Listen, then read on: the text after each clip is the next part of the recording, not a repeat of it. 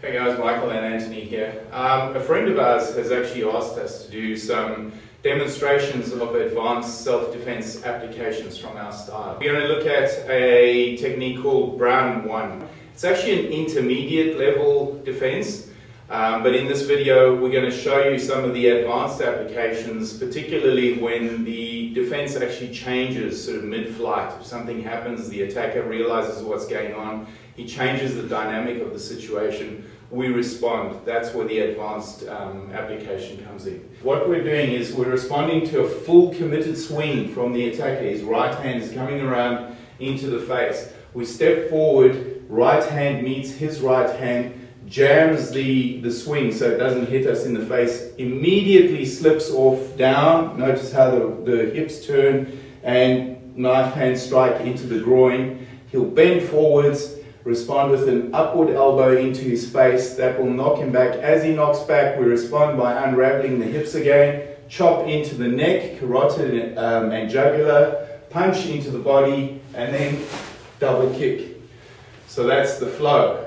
The application would look like this. Swing comes in.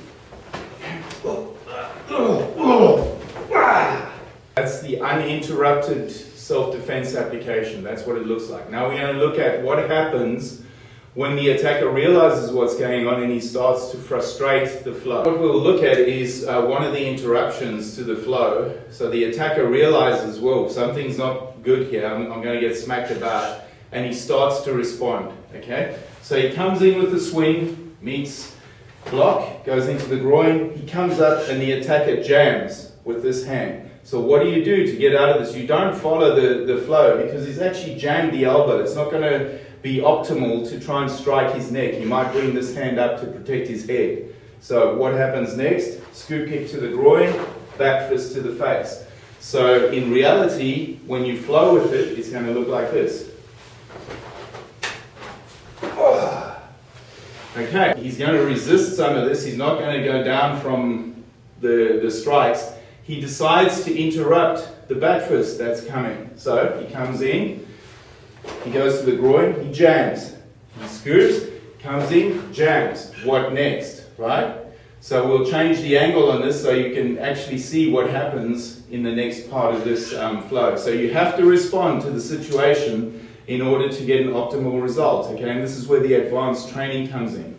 So if we change positions, attacker comes in, jams, gets the scoop, jams, next, hooks the knee, down he goes. And from there, the defender has options. He can do a lot from there.